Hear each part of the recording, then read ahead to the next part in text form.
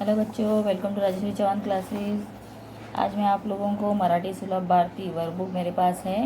इसमें से मैं आप लोगों को क्वेश्चन आंसर्स दे रही हूँ। ये मेरे स्टूडेंट की वर्कबुक है। देखिए, मैंने कल आप लोगों को अनुभव 1 मराठीचा धडा अनुभव 1 13वा धडा आहे हा मी तुम्हाला एक्सप्लेन केला आहे आणि त्याची आपण शब्दार्थ वगैरे पण केलेले आहेत।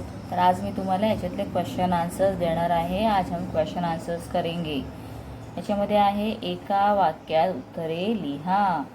एका वाक्यात उत्तरे लिहा म्हणजे आपल्याला फक्त एक लाईनमध्ये उत्तर लिहायचं असतं। मारियाच्या घराला कुलूप का होते? तर हे सगळे प्रश्न जे आहेत त्याच्यातून तुमच्या जे टेक्स्टबुक आहे त्या टेक्स्टबुकमधले पण क्वेश्चन आहेत आणि काही एक्स्ट्रा पण क्वेश्चन दिलेले आहेत। कुछ एक्स्ट्रा क्वेश्चन भी है, तो मैं आप लोगों को यहाँ पर दोनों भी एक्सप्लेन कर रही हूँ। तो आप एक्स्ट्रा और टेक्स्ट बुक के क्वेश्चन दोनों यहाँ पर देख सकते हो। तो मारियाच्या घराला कुलूप का होते? कुलूप मतलब क्या बताया था मैंने कल? ताला, लॉक। मारियाचे आई बाबा लग्नाला गेले होते। कहाँ गए थे वो? शादी में गए थे, लग्नाला। म्हणून मारियाच्या घराला कुलूप होते। मारियाने दारे खिड़कियां बंद का केल्या?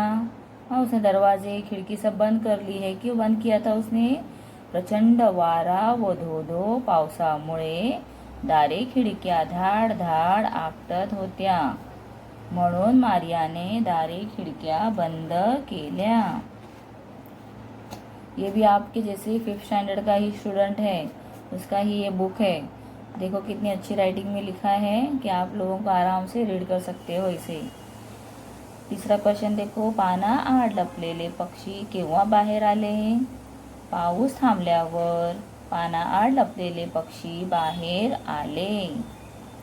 मारिया आईला का बिलगली? मतलब देखो, उसकी जब मम्मी आती है घर पे तो वो क्या करती है? भागकर जाके मम्मी को पकड़ लेती है, तो त्याला आपण काय म्हणणार?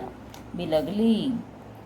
तर मारिया आई बाबांची वाट पाहत कंटाळली असल्यामुळे आईला बिलगली। किंवा इसे लिखो आपने तो, इतका वेळ वाट पाहून कंटाळलेली मारिया आईला जाऊन बिलगली।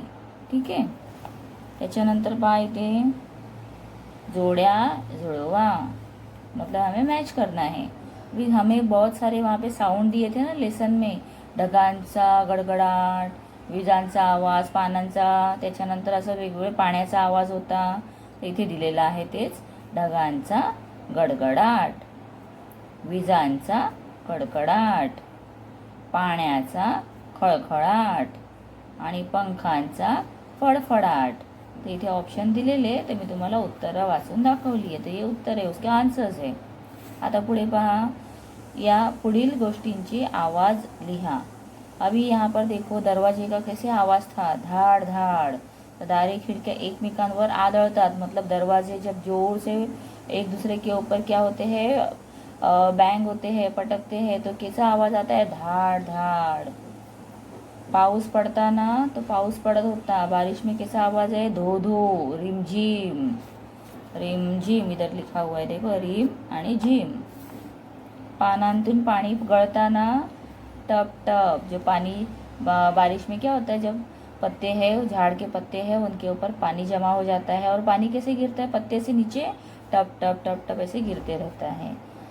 बेल बाजताना, डिंग डोंग, ये भी दिया हुआ है, जब उसके पेरेंट्स आते हैं तो डिंग डोंग बेल बजती है। तुम्ही तुमचा पावसाचा भिजण्याचा अनुभव सांगा। तो अभी आप कभी बारिश में अगर भीगे हो तो आप लोगों को यहाँ पर पूछा है कि आपको कैसे लगा भीगने के बाद, वो एक्सपीरियंस बताना है। यहाँ पे अनुभव मतलब एक्सपीरियंस। तो उसमें क्या दिया हुआ है हमें? पावसाळ्यातला दिवस होता, मी संध्याकाळी घरी जात होते, अचानक जोरात वारा वाहू लागला, आभाळ ढगांनी भरून गेले, जोरात पाऊस पडू लागला, मी छत्री उघडली, तेवढ्यात एक कुत्र्याचे पिल्लू आले, मी त्याला छत्रीत घेतले। देखो कितना प्यारा एक्सपीरियंस बताया है कि बारिश हो रही थी तो वहाँ पर एक जो छोटा सा कुत्ते का पिल्ला था, मतलब जिसे हम क्या कहते हैं, पपी कहते हैं, वो पपी वहाँ पर था तो वो आया, मैं थोड़ा बड़ा कर देती हूँ तो आप लोग और नज़दीक से देख सकते हो। तो वहाँ पर आया और वो भी छतरी में उसे, उस कुत्ते के बच्चे को भी क्या कर दिया, अपने छतरी में ले लिया है, पपी को भी छतरी में ले लिया है। देखो कितना प्यारा एक्सपीरियंस है। तो आप भी, अगर आप लोगों का कोई एक्सपीरियंस हो तो अलग से लिख सकते हो। अभी यहाँ पर दूसरा दिया है, रिकाम्या जागी विरुद्ध शब्द लिहून वाक्य पूर्ण करा। तर यहाँ पर हमें क्या करना है, विरुद्ध शब्द लिहायचा आहे। मग इथे दिलाय पाऊस सुरू झाला। आता सुरू आहे ना, सुरू म्हणजे काय, ऑपोजिट होणार थांबला, शुरू होना और रुक जाना, तो यहाँ पर ये ऑपोजिट है। मारिया सावकाश दाराकडे गेली, मारिया जलद दाराकडे गेली किंवा भरभर। हाँ, इधर फिर से एक बार र लिखना है, यहाँ पर लिखा नहीं है, उस मिस्टेक हो गई है, तो भर भर ऐसे लिखना है, ठीक है। त्यानंतर पुढे दिला आहे तुम्हाला विरुद्धी शब्द लिहा, जिसे हम इंग्लिश में क्या कहते हैं, एंटोनिम्स। चढ़ने, उतरने, उतरने दिया है देखो, उंच, खोल खोल, स्वच्छ, घाणेरडे, आठवणे, विसरणे, बाहेर, आत, कमी, जास्त। आता इथे आपल्याला काय दिलेलं आहे माहिती आहे का, की जब हम ना लास्ट का वर्ड देखते हैं, शेवटचा आपण शब्द पाहतो, जो का आहे क्रियापद आहे, त्याच्यावरून आपल्याला कळतं की तिथे एक वस्तू आहे की खूप आहेत। आता एक कुलूप उघडले आणि खूप कुलूप असेल तर उघडल्या। एक दार बंद केले, दारे बंद केली। त्यानंतर खिडक्या उघडल्या किंवा खिडकी उघडली, खिडकी बंद केली, खिडक्या उघडल्या, खिडक्या बंद केल्या। म्हणजे काय होतं बघा, जेव्हा एक असेल ना तेव्हा आपण बोलताना त्याच्यामध्ये वेगळेपणा येतो। मारिया आईला बिलगली। आता मारिया एकच मुलगी आहे ना, एक ही लड़की है, तो अगर हम ऐसे लिखेंगे मुलगी आईला बिलगली, तो खूब मुली असेल तर मुली आईला बिलगल्या। देखो फिर यहाँ पर जब सिंगुलर मतलब एक से ज़्यादा, मतलब क्या होता है, जिसे हम मराठी में क्या कहते हैं, एक वचन आणि अनेक वचन। एक वचन असेल तेव्हा आपण बिलगली म्हणणार, अनेक वचन झालं की बिलगल्या म्हणणार। याच्यावरून आपल्याला काय कळतं की तिथे एक वस्तू आहे की अधिक आहे, जास्त आहेत, ठीक आहे। मग अशा प्रकारे या शब्दांना आपण काय म्हणतो, ज्या शब्दांमुळे क्रिया सांगणाऱ्या वाक्याचा अर्थ कळतो त्या शब्दांना क्रियापद म्हणतात। म्हणजे सगळे शेवटचे जे असतात ना त्यांना काय म्हणायचं असतं, क्रियापद, जिसे हम इंग्लिश में क्या कहते हैं, क्रियापद को वर्ब, ठीक है। Is, was, had, has, have, ये सब क्या है, क्रियापद है। ओके, त्यानंतर इथे आपल्याला दिलेला आहे पुढील शब्दसमूह वाचा, त्यातील क्रियापदे ओळखा व त्याखाली रेघ ओढा, मतलब अंडरलाइन करना है। अंडरलाइन इंग्लिश में भी लिखा है तो आप रीड कर सकते हो। पक्षी बाहर आले, तो आले क्या बन गया, क्रियापद। मारिया ने आकाशाकडे पाहिले, पाहिले क्रियापद। मतलब मराठी और हिंदी में आप देखोगे ना तो क्रियापद कभी भी सेंटेंस के लास्ट में आता है, लेकिन इंग्लिश में ऐसा नहीं होता है। इंग्लिश में जब लिखते हैं हम सेंटेंस, ही इज, तो इज बीच में आ गया, आई हैव भी बीच में आ गया। तो इंग्लिश में क्या होता है, नाउन के बाद आता है, लेकिन हिंदी और मराठी में आप देखोगे तो कभी भी लास्ट में ही रहता है। तो बहुत सिंपल है आइडेंटिफाई करना। अभी आप लोगों को समझ में भी आ गया होगा। दारावरची बेल वाजली, तो वाजली क्या है, यस, क्रियापद। आप लोगों को बोलना है बार बार। मारिया पळत वारा काय लिहिले, सॉरी, दाराकडे गेली, गेली काय आहे ते, हो, क्रियापद, ठीक है। क्रियापदांचे योग्य रूप घालून वाक्य पूर्ण करा। अभी हमें लिखना है, एक लिख कर दिया है, मारिया घरी आली, मारिया ने कपडे घातले, त्यानंतर लिहू शकता बदलले, मारिया कविता वाचते, मारियाने दार उघडले, मारियाने पुस्तक वाचले. आई मारियाला प्रेमाने जवळ आईने मारियाला प्रेमाने जवळ घेतले. ठीक आहे. तर हे सगळे काय झाले आपले, हे सगळे झाले क्रियापद जे आपण आता लिहिलेत. त्यानंतर आपल्याला इथे दिलं आहे बघा, तुम्हाला हे सगळे मात्रा यायला हव्यात. मराठी लिखना, हिंदी लिखना मैंने बहुत बार देखा है ट्यूशन में जब बच्चे जाते हैं तो उन्हें कुछ मात्राएं ज़्यादा सिखाई नहीं जाती है, सिर्फ दूसरे सब्जेक्ट ही ज़्यादा सिखाए जाते हैं. हिंदी मराठी को टीचर्स ट्यूशन में भी इतना सिखाते नहीं हैं और स्कूल में टीचर्स भी ज़्यादा ध्यान नहीं देते हैं, सिर्फ राइटिंग वर्क करवाते हैं. तो बच्चों को क्या होता है, मराठी और हिंदी बहुत ही ऐसे लगता है कितना डिफ़िकल्ट है, मात्राएं नहीं आ रही है, काना मात्रा उकार नहीं पता चल रहा है. तो बच्चों ये बहुत सिंपल है. अगर आप चाहोगे, आप लोग अगर मुझे कमेंट करके बताओ कि आप लोगों को मराठी का एक्स्ट्रा लेक्चर चाहिए, तो मैं आप लोगों को मराठी का एक्स्ट्रा लेक्चर में काना मात्रा उकार सब जो भी है सब 12 खड़ी अच्छे से बता दूंगी फिर से कैसे किया जाता है. तो यहाँ पे हमें दिया है र का साउंड रूपे. इसमें देखो सूर्य, तो यह है ना र, ऊपर जो किया है ना ये र है, तो ऐसे करते हैं. पर्वत, तो देखो जब मैं पर्वत बोलूँगी तो आप साउंड देखो, ध्यान दो. पर्वत, तो पर आया ना, फिर वत आया, तो जो र है वो ऐसे लिखते हैं. चंद्र, इसमें भी र आ गया. तो ये र कैसे किया मैंने यहाँ पर ऐसे. तो कभी कभी र को ऊपर ऐसे किया जाता है, तो कभी कभी र को ऐसे किया जाता है. कैर्या, जब हम ज्वाइन करते हैं तो र को हम ज्वाइन करते तब सिर्फ एक लाइन देते हैं, ऐसे ऐसे क्रॉस ऐसे लाइन करते हैं. पर्या, प्राणी, तो इधर र आ गया. प्रकाश में र आ गया. महाराष्ट्र में ऐसे र आ गया.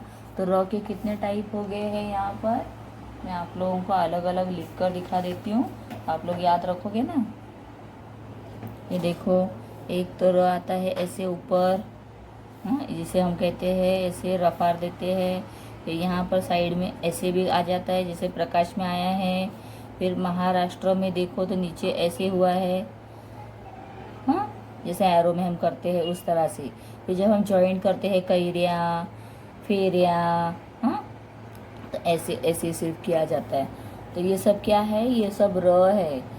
जो ये र लिखते हैं हम, ये र है, लेकिन र को ब्रेक करके इस तरह से अलग अलग फॉर्म में लिखते हैं. लेकिन देखो आप प्रैक्टिस करोगे तो आपको सब ये पता चल जाएगा, कुछ आपको अलग से सीखने की ज़रूरत भी नहीं पड़ेगी. अभी यहाँ पे दिया है मुख्य ऋतु कौन थे. ऋतु मतलब क्या रहता है, सीजन कौन कौन से हैं. तो मुख्य ऋतु कितने हैं, 3 है. कौन कौन से हैं बताओ मुझे. एक है ठंडी, गर्मी और बरसात. ठीक है. तो हम इसे मराठी में कैसे कहेंगे, उन्हाळा, पावसाळा, हिवाळा. देखो पहले गर्मी आती है, गर्मी के बाद बारिश आती है, फिर थंडी आती है. अभी तो थंडी आने वाली है ना, थंडी का सीझन चालू हो रहा है. तर कोणता आहे म्हणजे थंडी म्हणजे हिवाळा. पुन्हा म्हणा हिवाळा. ठीक आहे. तर उसके बाद तुम्हाला कोणता ऋतू आवडतो का. तर तुम्हाला कोणता ऋतू आवडतो. तर मला तर जास्तीत जास्त पावसाळाच आवडतो. कारण मुलांना बघा, पाऊस आपल्यासाठी किती महत्त्वाचा आहे. पाऊस आलाच नाही तर काय होईल, आपल्याला पाणीच मिळणार नाही. पाणी नाही मिळालं तर कोणीही जगू शकत नाही पाणी न पिता. आणि प्राण्यांना पण पाणी पाहिजे, झाडांना पण पाणी पाहिजे, सगळ्यांना पाणी हवं असतं. म्हणून पावसाळाच मला आवडतो. मग तुम्ही सुद्धा, तुम्हाला जर दुसरा आवडत असेल तर लिहू शकता हिवाळा किंवा उन्हाळा. काही जण म्हणते मला उन्हाळा आवडतो कारण उन्हाळ्यामध्ये आंबे येतात, आंबे खायला आवडतात ना, म्हणून उन्हाळा आवडतो. ठीक आहे. तर अशा प्रकारे तुम्ही आपल्या आवडत्या ऋतूबद्दल लिहा. मी सांगते म्हणून फक्त पावसाळा लिहू नका. ठीक आहे. चला आता पुढे पाहूया. वाचा, सांगा, लिहा. काय दिलंय, शब्दांची पुनरावृत्ती झालेले शब्द. उदाहरण धाड धाड. तो लेसन में और क्या क्या है, फाडफाड. त्याच्यानंतर आहे टिप टिप. अशा प्रकारे आहेत ना. मग आपण आता वेगळे शब्द लिहूया. ते कोणते कोणते दिलेत, घणघण, फाडफाड, खाडखाड, बडबड. त्याच्यानंतर टपटप, ओके. त्यानंतर नादमय शब्द. हे पुनरावृत्ती म्हणजे काय आहे, तो शब्द ना पुन्हा रिपीट झालाय सेम सेम. पण नादमयमध्ये काय दिलंय बघा, थोडं वेगळे. कडाट म्हणजे कडकडाट, गडगडाट, सळसळाट. त्याच्यानंतर आपण म्हणू शकतो सळसळाट आहे. त्याच्यानंतर आहे फरफराट, चमचमाट. खूप शब्द असतात असे. मग इथे काय दिलं आहे, इथे काही अजून एक्झाम्पल दिलेत. रुणझुण, छुम, छन छन, झुळझुळ. हे आवाज आहेत ना, आवाजांचे दिलेले आहेत म्हणून इथे रिपीट पण आहे, तरीसुद्धा ते शब्द नादमय आहेत, म्हणजे ज्याच्यातून आवाज येतो. त्यानंतर आपल्याला दिलेला आहे, पावसाळ्यात तुम्ही आरोग्याविषयक कोणती काळजी घ्याल. तर पावसाळ्यामध्ये सगळ्यात महत्त्वाचं म्हणजे गरम पाणी करून प्यायचं, पाण्याला उकळवायचं, मतलब बॉईल वॉटर पिणं आहे सगळ्यात महत्त्वाचं. ठीक आहे. त्यानंतर हे ओरल आहे, सगळे काय तोंडी परीक्षा म्हणजे काय ओरल वर्क. आता इथे दिलंय श्रुतलेखन, म्हणजे तुम्हाला हे बघायचं आहे आणि तसंच पुन्हा लिहायचं आहे, बघून सेम. ठीक आहे. नवीन नवीन शब्द आहेत, तर मी एक वेळा पटापट सगळे वाचून दाखवते. घड्याळ, खिडक्या, हळूहळू, गुणगुण, गुणगुणू, रिमझिम, खळखळाट, अचानक, कडकडाट, गणवेश, पटापट, टपटप, आई बाबा. तर हे सगळे कुठले वर्ड्स आहेत, आपल्या लेसनमध्ये आलेलेच आहेत ना, मग आपल्याला माहीत असायला हवेत. आता इथे पहा पुढे काय दिलेलं आहे, पावसासंबंधी माहिती देणारे शब्द वाचा. त्या शब्दांचा उपयोग काय करून वाक्य सांगा. पाऊस. ठीक आहे. पावसाची भुरभुर सुरू झाली. मग आता इथे ना आपल्याला पावसाचं पिक्चर दिलेलं आहे, एक चित्र, आणि इथे शब्द दिलेत. जोरदार पाऊस, दमदार पाऊस, रिमझिम पाऊस, बुरबुर पाऊस, मुसळधार पाऊस. त्याच्यानंतर टपटपणारा पाऊस. आता इथे दिले आपल्याला इथे शब्द पण लिहून दिलेत. पावसाची बुरबुर थांबली. गावी मुसळधार पाऊस पड़तो. मुसळधार मतलब बहुत जोरदार बारिश. अभी 2-4 दिन पहले बारिश आ गई थी ना, इतनी जोरदार अचानक से शाम को, वैसी. पावसात झाडाखाली उभे राहिले की डोक्यावर टपटपणारा पाऊस पड़तो. होता है ना सी, झाड़ के पत्ते का पानी सर पे गिरने लगता है. काळे ढग आकाशात जमताच जोरदार पाऊस पडला. यंदा दमदार पाऊस झाला. मला रिमझिम पाऊस आवडतो. इथे काय लिहायचंय, आवडतो. पेन पण चालत नाहीये का, तो हे काय नाहीये, हे काढून टाकायचं, आवडतो. ठीक आहे. अशा प्रकारे मला वाटतं पूर्ण धडा आपला कंप्लीट झालेला आहे. याच्यानंतर मी तुम्हाला पुढचे काही क्वेश्चन आन्सर्स आहेत ते पण देईन, कारण का माझ्याकडे ही पण वर्कबुक आहे, अजून एक वर्कबुक पण आहे.